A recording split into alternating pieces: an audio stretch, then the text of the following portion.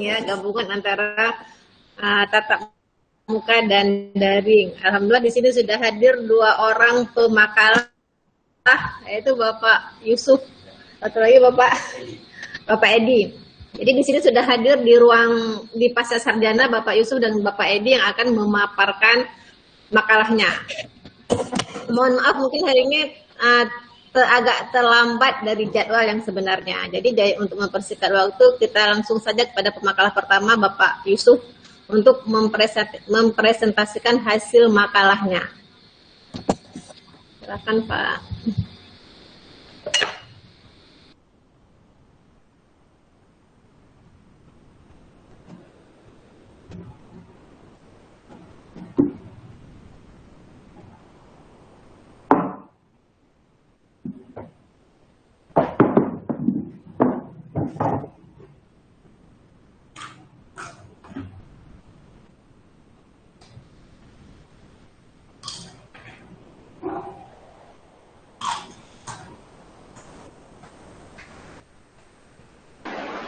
Pak Yusuf, mic-nya masih mati.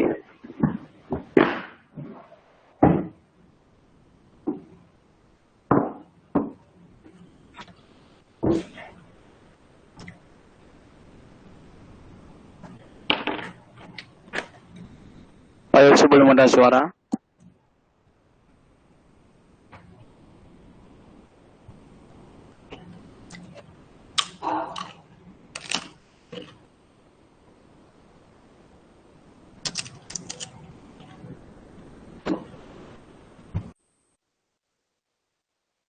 Iya. Tes, kayak mau nggak?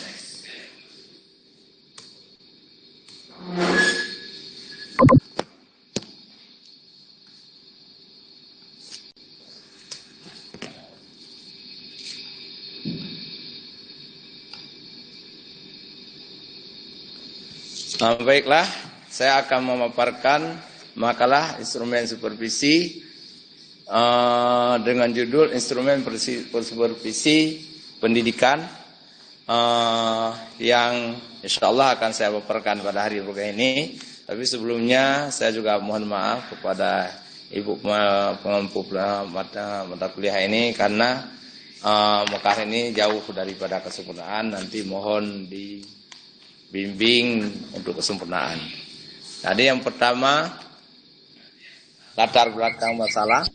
Dalam perkembangannya, pengawasan suatu pendidikan lebih diarahkan untuk memiliki serta memahami, bahkan dituntut untuk dapat mengamalkan apa yang tertuang dalam peraturan Menteri tentang pengawasan. Tuntutan tersebut salah satunya tentang kompetensi dan memahami metode dan teknik dalam supervisi. Seorang supervisor adalah orang yang profesional ketika menjalankan tugasnya. Ia bertindak atas dasar kaedah-kaedah ilmiah untuk meningkatkan mutu pendidikan. Sementara rumusan masalah dalam makalah ini, yang pertama, 1, apa pengertian supervisi pendidikan? 2, apa saja prinsip-prinsip supervisi pendidikan? 3, apa tujuan supervisi pendidikan? 4, apa fungsi supervisi pendidikan? 5, apa tipe supervisi pendidikan? 6, apa saja jenis-jenis supervisi pendidikan? Yang ketujuh, apa objek supervisi pendidikan? Dan yang ke-8, apa langkah-langkah supervisi pendidikan?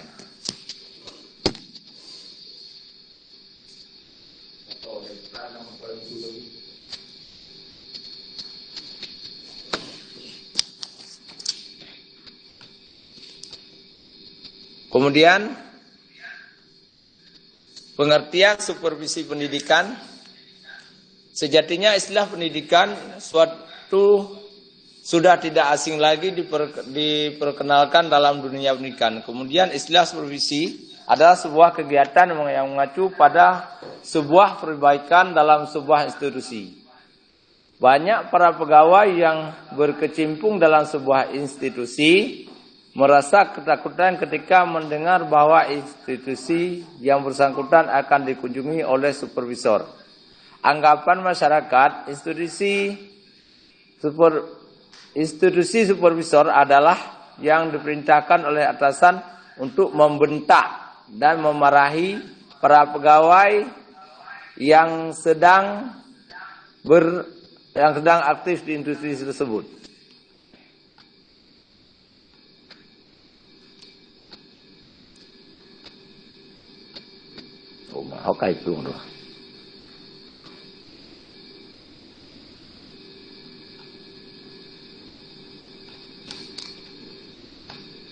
Kemudian prinsip-prinsip supervisi dalam pelaksanaan tugasnya, seorang supervisor harus berpegang pada prinsip-prinsip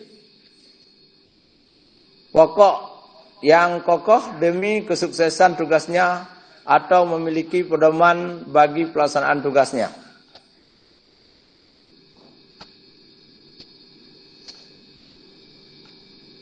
Prinsip supervisi yang pertama, fundamental atau supervisi dasar. Yang kedua, prinsip praktis. Sementara tujuan supervisi pendidikan adalah semua kegiatan yang dilakukan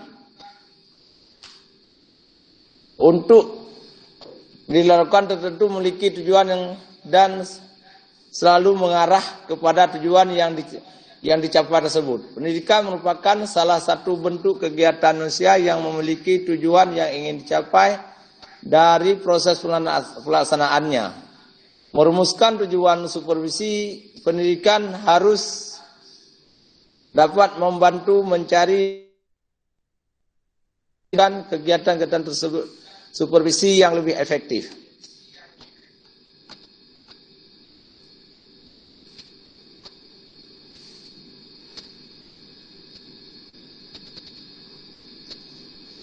Fungsi supervisi pendidikan menurut Swenger ada 8 fungsi supervisi pendidikan, yaitu sebagai berikut. Yang pertama, mengkoordinasi semua usaha sekolah. Usaha sekolah meliputi yang pertama usaha guru, yang kedua usaha sekolah, yang ketiga usaha bagi pertumbuhan jabatan setiap guru yang ingin bertumbuh dalam jabatannya. Yang kedua, memperlengkapi kepemimpinan sekolah. Yang ketiga, memperluas pengalaman guru. Supervisi harus dapat memotivasi guru-guru untuk semua pelajaran dari pengalamannya di lapangan. Yang keempat, menstimulasi usaha-usaha sekolah yang kreatif. Seorang supervisi harus bisa memberikan stimulus agar guru-guru tidak hanya berdasarkan instruksi atasan, tetapi mereka adalah pelaku aktif dalam proses belajar mengajar. Yang kelima, memberi fasilitas dan penilaian yang terus-menerus. Penilaian yang diberikan harus bersifat menyeluruh dan kontinu. Yang keenam, menganalisis situasi belajar mengajar. Yang ketujuh, memberi pengetahuan dan keterampilan pada setiap anggota staf supervisi. Berfungsi untuk memberikan dorongan stimulasi dan membantu guru agar dapat mengembangkan pengetahuan dalam keterampilan mengajar. Yang kedelapan, memberi wawancara yang luas dan strategis dalam merumuskan tujuan pendidikan dan meningkatkan kemampuan mengajar guru-guru. Ada beberapa tipe supervisi. Yang pertama, autokritis, supervisor, penentu segalanya. Yang kedua, demokratis, mementingkan musyawarah mufakat dan bekerja sama atau gotong royong secara keluargaan. Yang ketiga, Presidu, kuasi demokrasi atau demokrasi semu. Dalam prakteknya sering terdapat seorang supervisor dalam membuat seolah-olah demokratis. Yang keempat, manipulasi diplomatis, mengarahkan orang yang disupervisi untuk melaksanakan apa yang dikehendaki supervisor dengan secara muslihat. Yang kelima, freed, memberikan kebebasan dan keleluasaan pada orang yang disupervisi untuk melakukan apa yang dianggap mereka baik. Kemudian jenis supervisi. 1. Supervisi umum dan supervisi mengajar. 2. Supervisi klinis.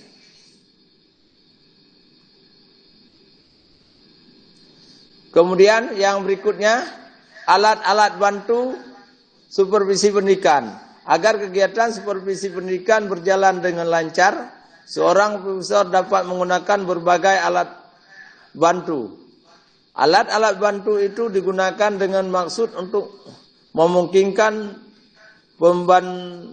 pertumbuhan kecakapan dan perkembangan penguasaan pengetahuan oleh guru atau orang yang disupervisi.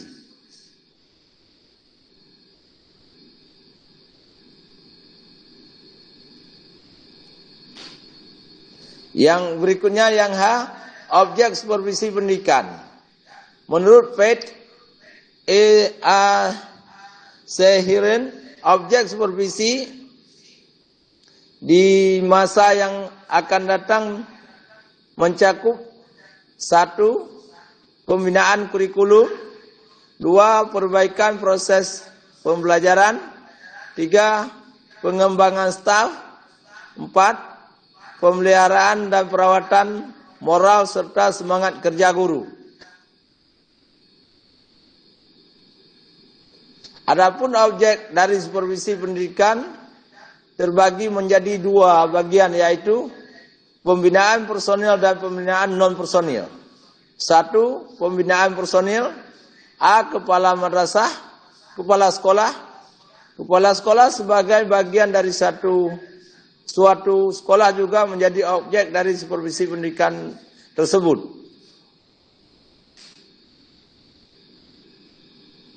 Yang ke B, guru sebagai agen of change yang merupakan ujung tombak pelaksanaan pembelajaran. Dalam pelaksanaan tugasnya perlu adanya pengawasan oleh supervisor, yakni kepala madrasah yang mensupervisi guru. Yang kecil, staf sekolah. Staf sekolah ataupun tenaga kependidikan sekolah adalah semua pembinaan atau supervisi terhadap staf sekolah dilakukan oleh kepala sekolah, sama seperti guru. Namun dalam staf sekolah yang perlu disupervisi adalah tentang kinerja staf, penataan administrasi sekolah, kemampuan dalam bekerja atau skill serta loyalitas terhadap pimpinan atau kepala sekolah. Yang kedua, peserta didik. Peserta didik atau siswa merupakan bagian dari sistem pendidikan sekolah yang sering terkait satu sama lainnya, dan siswa yang menjadi objek dari pelaksanaan kegiatan belajar mengajar tersebut juga ikut disupervisi. Yang kedua, pembinaan non personil. Pembinaan non personil menitik beratkan pada pembinaan sarana dan prasarana, yaitu semua komponen yang secara langsung maupun tidak langsung menunjang jalannya pendidikan untuk mencapai tujuan dalam pendidikan itu sendiri. Kemudian langkah-langkah supervisi. Supervisi dilakukan secara cermat sehingga hubungan antara supervisor dan klien bersifat sejajar dan terbuka. Untuk dapat memperoleh hal ini, untuk memperoleh hasil yang maksimal, maka dilalui langkah-langkah sebagai berikut. Yang pertama, pertemuan pendahuluan.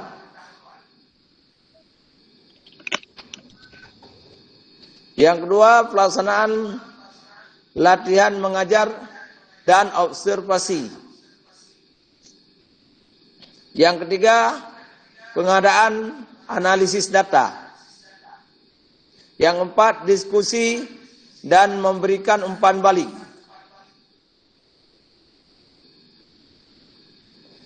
Yang ke-J, manfaat supervisi pendidikan. Yang pertama, satu, mampu menentukan kegiatan yang sudah sesuai dengan tujuan. Dua, menemukan kegiatan yang belum sesuai dengan tujuan. Dan tiga, mampu memberikan keterangan tentang apa yang perlu dibenahi terlebih dahulu yang diprioritaskan. Empat, mampu mengetahui petugas-petugas seperti guru, kepala sekolah, pegawai tata usaha, dan penjaga sekolah yang belum ditatar. 5. Mampu mengetahui petugas yang perlu diganti. 6. Mampu mengetahui buku-buku yang tidak sesuai dengan tujuan mengajar. Yang ke-7, mampu mengetahui kelemahan dari kurikulum. Yang ke-8, mampu meningkatkan mutu proses belajar mengajar. Dan yang ke-9, mampu mempertahankan sesuatu yang sudah baik.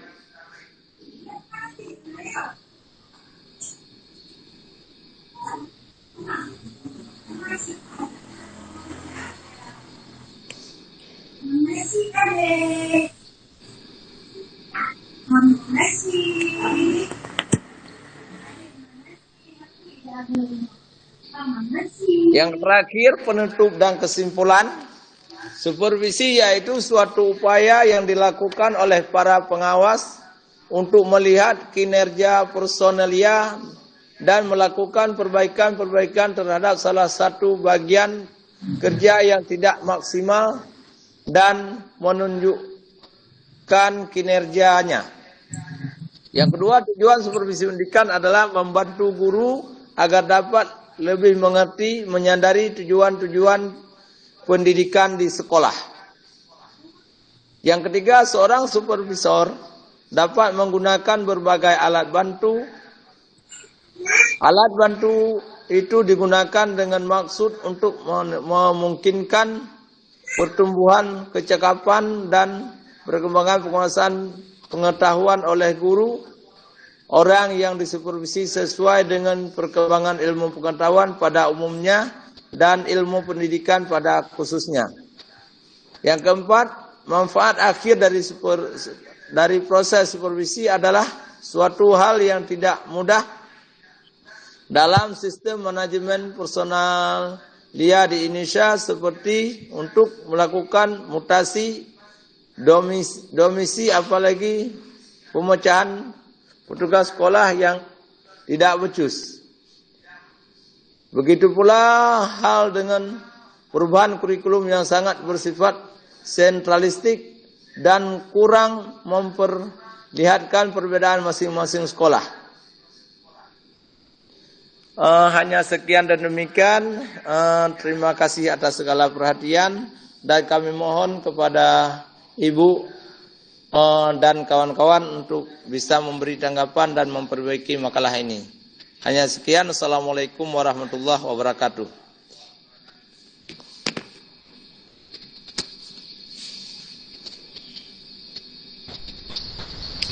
Silakan Bapak Ibu, kalau ada yang mau dikritik, didiskusikan ataupun ditanyakan. Baik. Ini juga Assalamualaikum warahmatullahi wabarakatuh. Instrumen supervisi pendidikan.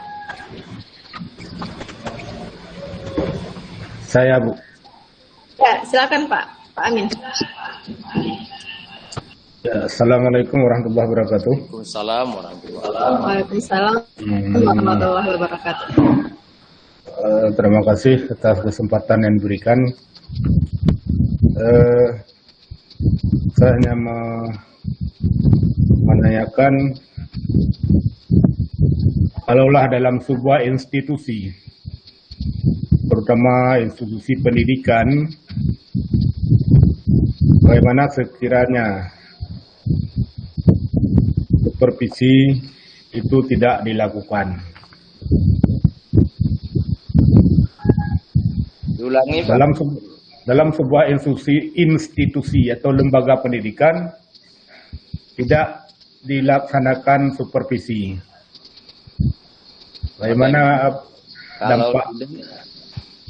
tidak dilaksanakan supervisi. Kemudian yang kedua, supervisi itu ada secara umum mungkin ada dua, secara langsung atau tidak langsung. Itu bagaimana contohnya? Contoh. Kemudian tahapan supervisi.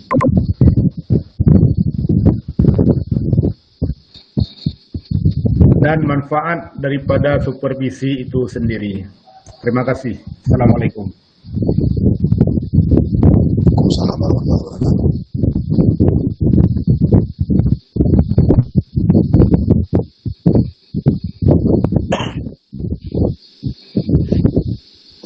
Boleh nambah? Baik, saya akan mencoba menjawab, cumanya tuan yang bahasa Aceh kata Purnomo Midan karena yang temannya pengawas. Tapi akan saya usahakan sebisa saya karena pertanyaan ini dari pengawas dan yang saya jawab ini mungkin jauh dari harapan. Yang pertama, pertanyaan dari Pak Ketua, bagaimana sebuah institusi bila tidak melakukan atau melaksanakan supervisi? Suatu institusi atau lembaga, baik lembaga pendidikan maupun lembaga umum, memang wajib melakukan supervisi. Apabila tidak dilakukan supervisi, maka keadaan atau keberadaan madrasah atau institusi pendidikan tersebut tidak diketahui sejauh mana atau bagaimana atau seberapa kekuatan atau kemampuan institusi tersebut. Karena tujuan daripada supervisi yaitu untuk melihat atau menjangkau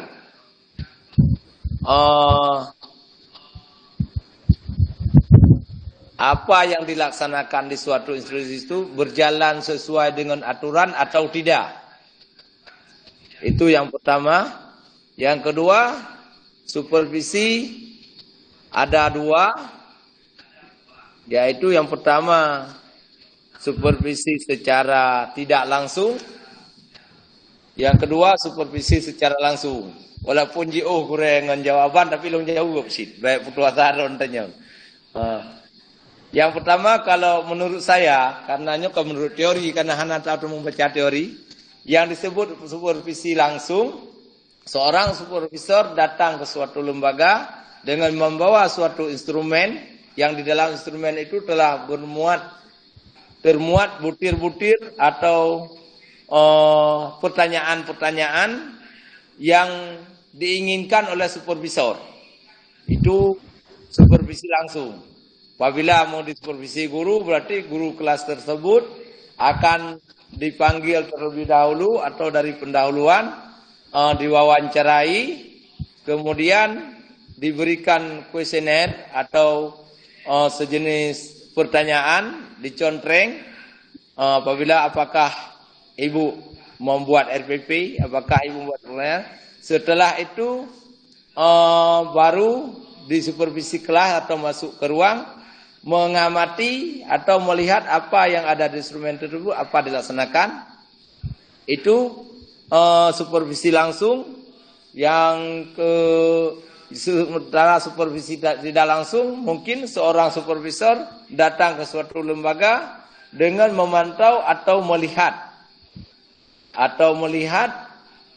tentang keadaan mengamati suatu kegiatan.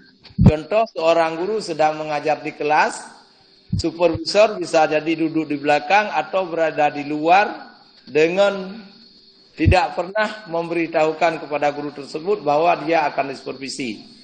Dari lewat itulah seorang supervisor melihat apakah guru itu mengajar dengan benar, apakah dia membawa perangkat pelajaran dengan benar, langkah-langkah pembelajaran sesuai dengan RPP, itu secara tidak langsung. Sementara tujuan dari supervisi, ya gue lu sedot deh.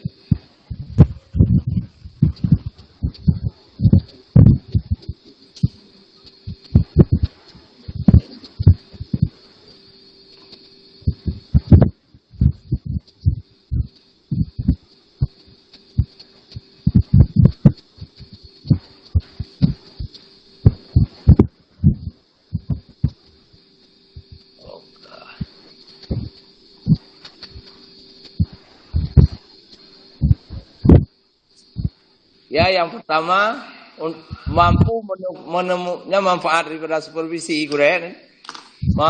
mampu menemukan kegiatan yang sudah dilakukan sesuai tujuan. Jadi dengan supervisi, jadi apa yang kita harapkan atau apa yang kita targetkan dapat dilihat melalui supervisi. Yang kedua, menemukan kegiatan yang belum sesuai. Apabila ada kegiatan yang belum sesuai dilaksanakan, tidak sesuai dengan arahan atau prosedur, dengan supervisi kita mampu atau dapat melihat.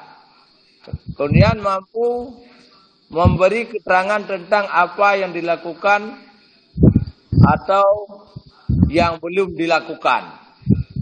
Kemudian mampu mengetahui petugas seperti guru, kepala sekolah, pegawai tata usaha atau penjaga sekolah yang perlu dicatat. Dengan kita supervisi, kita tahu kemampuan guru. Contohnya, dengan kita supervisi, beberapa orang guru atau seluruh guru di suatu sekolah, kita tahu di mana kelemahan guru tersebut. Apakah di bidang buat RPP, atau di bidang menggali materi, atau di bidang kemampuan menggunakan IT. Dengan kita supervisi, petugas-petugas baik guru, tata usaha dan sebagainya, termasuk kepala sekolah yang disebut PPKM itu, mampu kita lihat kemampuannya. Kemudian mampu mengetahui petugas yang perlu diganti. Yang kurangnya lihat supervisi, kepala kuliah yang apa, yang mengentas supervisinya mungkin dia tapinya. Kemudian mampu mengetahui buku-buku yang tidak sesuai atau tidak relevan. Dengan kita supervisi pustaka, menyajam menjina menteng KTSP-nya yang kaji salah nguni itu. Atau tidak dapat digunakan lagi. Dengan supervisi dapat kita lihat. Kemudian mampu mengetahui kelemahan kurikulum. Dengan kita supervisi, misalnya supervisi waka kurikulum atau kita supervisi kurikulum yang telah dijalankan, di situ kita bisa tahu kelemahan-kelemahannya.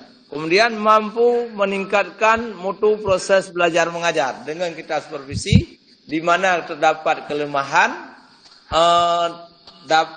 supaya kita dapat meningkatkan mutunya melalui pelatihan-pelatihan mungkin gitu. Kemudian mampu mempertahankan sesuatu yang sudah baik. Dengan kita supervisi, manfaatnya kita mampu mempertahankan sesuatu yang baik.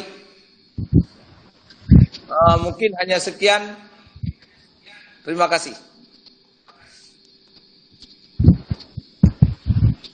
Ya, jawabannya sudah bagus. Tapi saya menginginkan di akhir sebuah supervisi itu apa yang diperlukan? Gimana, Greg? Leh mendung gujak yang lokal gaya buat bro dari buat brohnya gak kalian guru mengajar. Nah temuan lehnya kiban dalam tindak lanjut. Sanggure tindak lanjut ji. tindak lanjuti apa yang dilakukan kibarat apakah? Menyelesaikan kelemahan-kelemahannya tindak lanjuti yaitu yang terakhir lompakah penuh. Untuk memperbaiki tujuan akhir daripada sebuah supervisi yaitu memperbaiki semua kelemahan-kelemahan yang ada. Misalnya kelemahan guru di bidang mengajar sudah terdapat dalam supervisi. Setelah itu kita akan melakukan atau membuat program suatu pelatihan.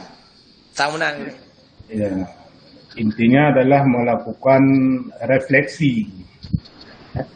Refleksi artinya ketika ada teman-teman yang kira-kira kurang sesuai harapan daripada kurikulum itu diarahkan, dan apabila memang kemampuan guru itu lemah, itu adalah tugas daripada kepala madrasah untuk merekomendasi guru tersebut masuk bengkel. Artinya diberikan pendidikan dan pelatihan, apakah itu dengan MGMP, workshop, dan lain sebagainya. Dan ketika yang sudah melaksanakan sesuai dengan harapan kurikulum, sudah pas segala macam, maka itu menjadi penguatan bagi madrasah dan terus diberi pendampingan sehingga kemampuan guru itu terus terjaga. Terima kasih, mungkin itu yang jawaban Pak Yusuf sudah bagus. Terima kasih. Assalamualaikum.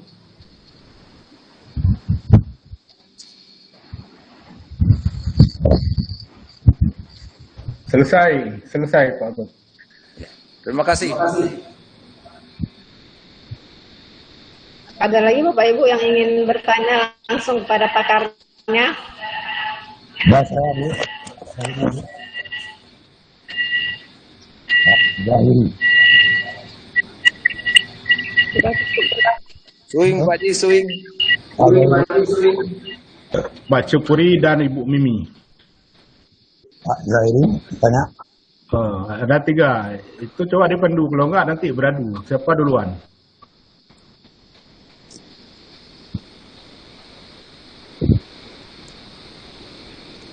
Assalamualaikum warahmatullahi wabarakatuh. Waalaikumsalam warahmatullahi wabarakatuh. Waalaikumsalam. Saya hanya mungkin kritik sedikit. Ya boleh Pak Ji. Itu dari segi judul itu instrumen supervisi. Sedangkan di dalamnya itu tidak ada gambaran instrumen supervisi, karena dia kalau kita lihat instrumen itu cukup banyak.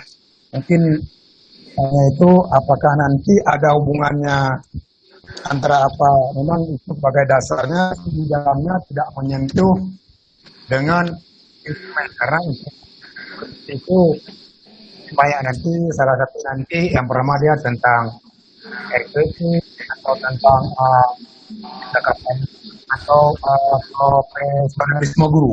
Jadi ini mungkin karena saya lihat judul instrumen supervisi, sedangkan di dalamnya itu belum menyentuh atau memang belum sampai, atau memang saya terlewatkan tidak mendengar. Mungkin itu, sekian dan terima kasih.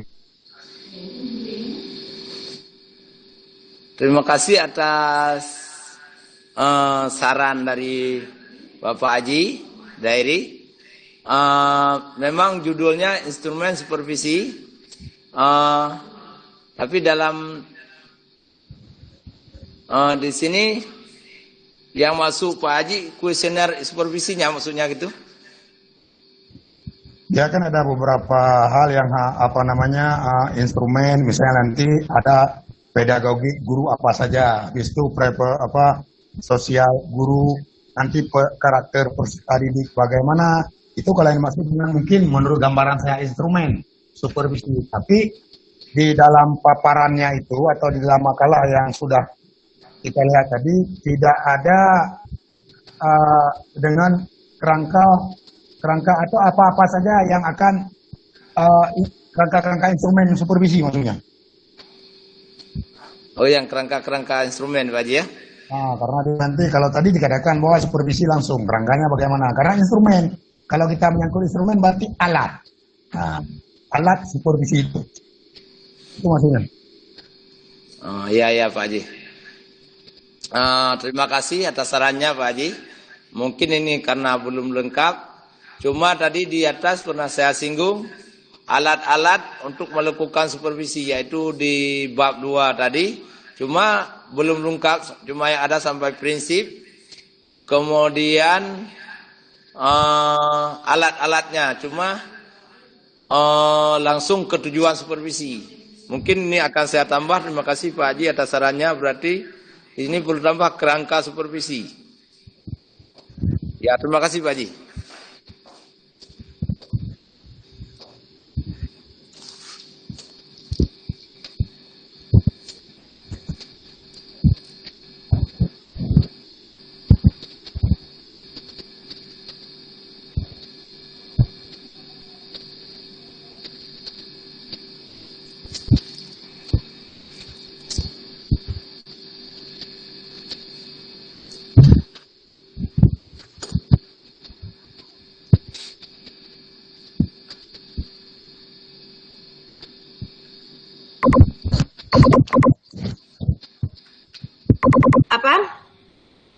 Orang tua ataupun siswa yang bersekolah di lembaga-lembaga tertentu. Jadi itu sangat mempengaruhi bagaimana perspektif konsumen terhadap perspektif produsen yang menyediakan layanan pendidikan. Jadi mutu itu bisa dari perspektif konsumen maupun dari perspektif produsen. Karena berbeda ketika sebuah pabrik yang menghasilkan barang bermutu itu berbeda dengan lembaga pendidikan yang menghasilkan lulusan yang bermutu. Karena kita bermain dengan sumber daya manusia. Sementara kalau produk itu semakin bagus bahan baku yang ada itu akan menghasilkan produk yang lebih baik. Tapi kalau di lembaga pendidikan nggak semudah itu. Jadi nggak semudah dalam menghasilkan hasil yang baik ketika walaupun kadang-kadang sumber dayanya juga baik, tapi kadang-kadang lulusannya nggak baik karena itu memang harus mencakup dari semua aspek. Jadi ada aspek lingkungan, ada aspek keluarga maupun ada aspek pendidikan. Jadi ketiga-tiganya itu saling mempengaruhi bagaimana sebuah lembaga pendidikan itu menghasilkan lulusan yang bermutu. Karena lulusan yang bermutu itu nggak hanya dilihat dari keilmuan, tetapi bagaimana akhlak, etika dan sebagainya. Jadi mungkin tadi juga dikatakan oleh Ibu Ibu Betty. Jadi dikatakan bahwa memang lembaga pendidikan sekarang itu kadang-kadang tidak bisa bersikap keras karena tidak mau dibawa ke ranah hukum. Karena kalau kita lihat memang peraturan yang sekarang itu kan bertolak belakang dengan yang seharusnya, karena di satu sisi diharapkan anak-anak berakhlak baik dengan sumber daya yang baik, sementara aturan yang lain bahwa anak bisa menuntut sekolah dengan ketika ada perlakuan yang tidak baik yang diberikan oleh sekolah, yang kadang-kadang perlakuan itu untuk mendidik si anak, tetapi kadang-kadang aturan itu bisa disalahgunakan ketika berlaku di lapangan. Jadi memang kalau berbicara masalah mutu pendidikan itu memang harus semua aspek ikut dalam dalam konsep pendidikan Islam yang bermutu. Jadi kalau kita di sini sebenarnya banyak kekuatan yang bisa kita jadikan sebagai lembaga pendidikan yang bermutu, karena di kita banyak madrasah terpadu ataupun sekolah-sekolah Islam yang mulai bermunculan. Tapi di sisi lain juga itu menjadi kelemahan karena bingung mau menerapkan kurikulum yang mana, sehingga madrasah itu menerapkan dua kurikulum sekaligus, kan? Ada Diknas, ada Depak dan sebagainya.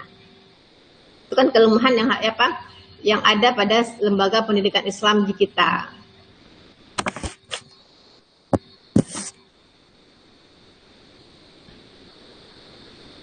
Ada yang mau menanggapi Bapak Ibu? Silakan.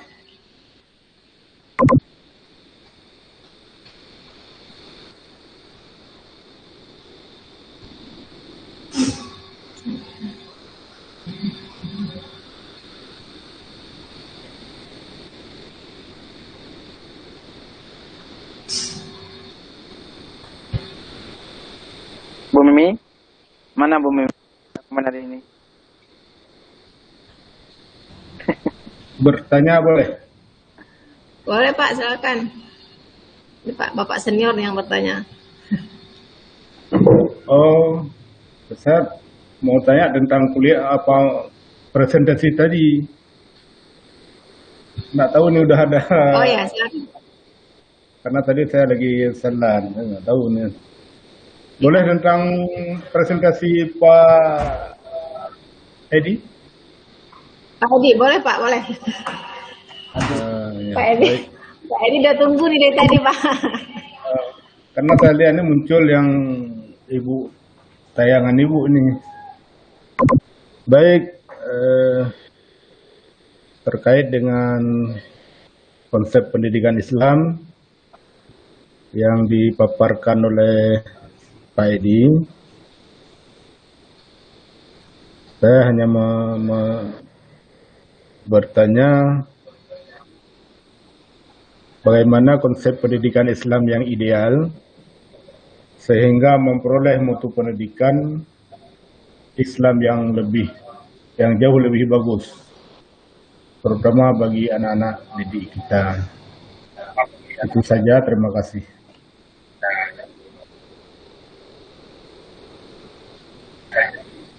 Silakan Pak Edi.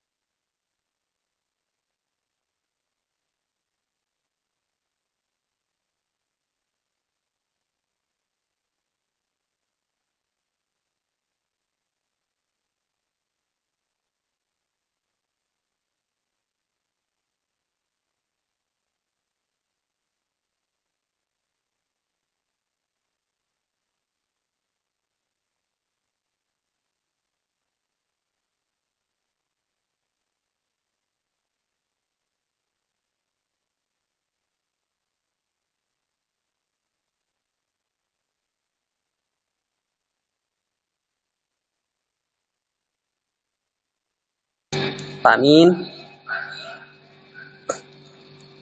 Pak Min boleh diulang Pak Min? Oh ya, boleh. Bagaimana konsep pendidikan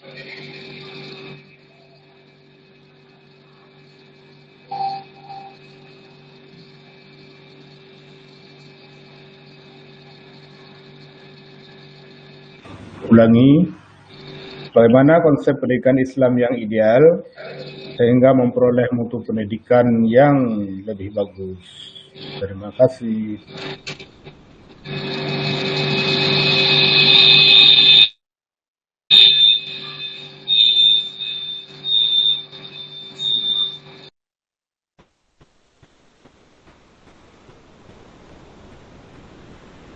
Kita pukul 16.30 ada mata kuliah satu lagi presentasi ya. Saya ingatkan. Terima kasih.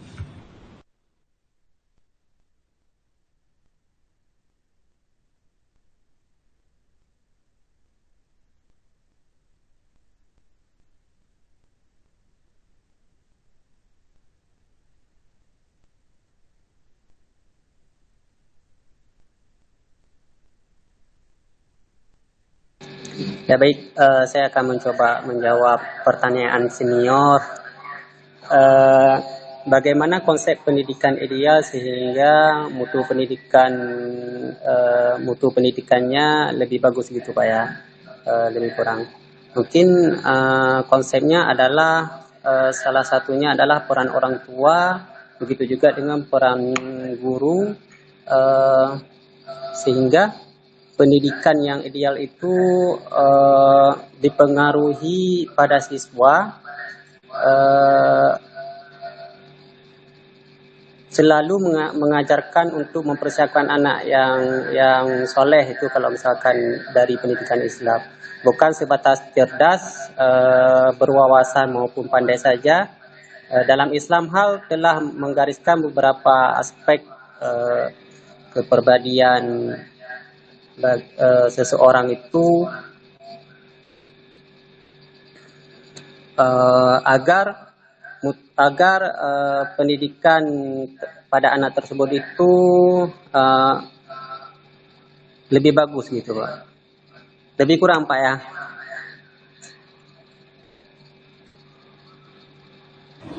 Ya, boleh.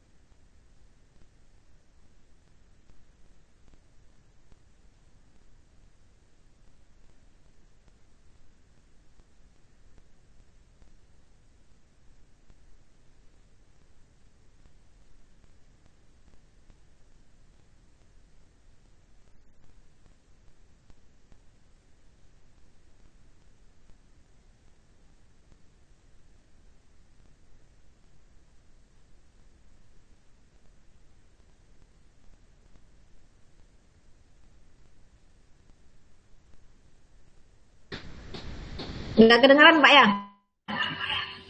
Baik, mungkin terima kasih kepada pemakalah ini mengingat waktu. Bapak Ibu juga ada kelas, saya juga ada kelas. Jadi terima kasih untuk kedua pemakalah Pak Yusuf dan Pak Edi. Ketika kita berbicara masalah pendidikan Islam itu memang banyak faktor yang harus dilihat, banyak aspek juga yang harus dilihat. Karena memang kalau kita lihat dari sisi pemerintahan itu juga masih ada diskriminasi terhadap lembaga pendidikan Islam sampai hari ini. Kadang-kadang ketika lembaga pendidikan itu dikelola oleh Diknas itu kadang-kadang lebih cepat maju dibandingkan lembaga pendidikan yang dikelola oleh Kementerian Agama.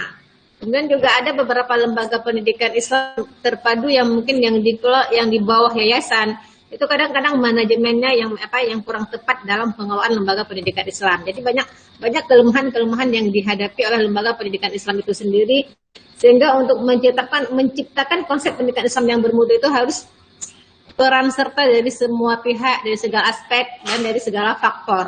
Mungkin itu saja yang dapat saya simpulkan Bapak Ibu. Terima kasih atas perhatian dan partisipasinya. Mohon maaf atas segala kekurangannya. Assalamualaikum warahmatullahi wabarakatuh. Waalaikumsalam warahmatullahi wabarakatuh.